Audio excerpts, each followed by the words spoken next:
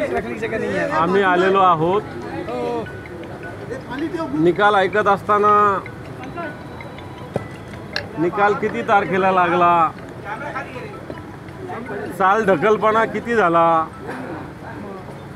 वेळ काढूपणा किती झाला हे सगळ्या महाराष्ट्राला काय देशाला माहिती आहे। असं असताना जे ट्रिब्युनलच्या न्यायाधीशाच्या भूमिकेत आहे आणि ज्यांच्यावर आरोप आहे, थोडक्यात आरोपी ज्यांना म्हणता येईल, असे जे 16 लोक आहे, म्हणजे प्रत्यक्षात मुख्यमंत्र्याची भेट जे न्यायाधीशाच्या भूमिकेत अध्यक्ष यांनी 2 दिवसापूर्वीच घेतलेली आहे आणि त्याच्या आधी सुद्धा घेतलेली आहे। आणि मग जर असा आरोप केला गेला की न्यायाधीश आरोपीलाच भेटायला जातात तर त्याच्यातही मोठं दुःख होतं, प्रेशर टाकलं जातं असं सांगितलं जातं। परंतु मला असं वाटतं ज्या पद्धतीनं वेळकाढूपणा, चाल ढकलपणा, ज्यांच्यावर आरोप आहे त्यांच्याशीच भेटीगाठी, प्रोटोकॉल सोडून या सगळ्या गोष्टी जर बघितल्या तर मनात निश्चित शंकेची पाल चुकचुकते।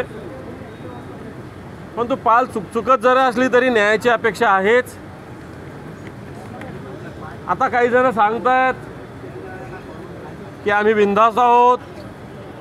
वाटतं कधी कधी न्याय भेटत असताना दोन्ही बाजूला साशंकता असली पाहिजे, परंतु एक बाजू इथं बिनधास्त आहे।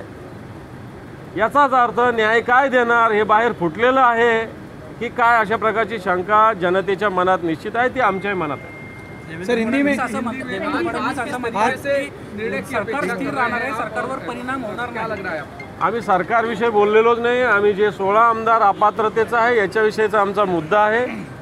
सरकार राहील नाही तर जाईल याच्याविषयी आमची भूमिका नाही। आमची भूमिका 16 आमदार जे शिवसेनेचे आहे, यांनी शिवसेनेशी गद्दारी केलेली आहे, यांना अपात्र ठरवलं पाहिजे। शेड्यूल 10 नुसार ही सगळी कारवाई व्हावी। आणि मला असं वाटतं सुप्रीम कोर्टाने सुस्पष्टपणे आधी सगळ्या भूमिका स्पष्ट केलेल्या आहे। सुप्रीम कोर्टानं जे दुसऱ्या आमच्यातील गद्दारांनी व्हीप नेमलेले आहेत त्यांची नियुक्ती रद्द केलेली आहे। त्याच्यानंतर शिवसेनेच्या विधिमंडळ पक्षाने ऑलरेडी पक्षप्रमुख उद्धवजी ठाकरे साहेबांना पूर्ण अधिकार दिलेले आहेत। त्या अधिकारातून सगळ्यात आधी एकनाथ शिंदे यांना गटनेता केलं होतं, नंतर अजय चौधरी यांची गटनेता म्हणून नियुक्ती केली, ती सुद्धा सुप्रीम कोर्टाने वैध ठरवलेली आहे।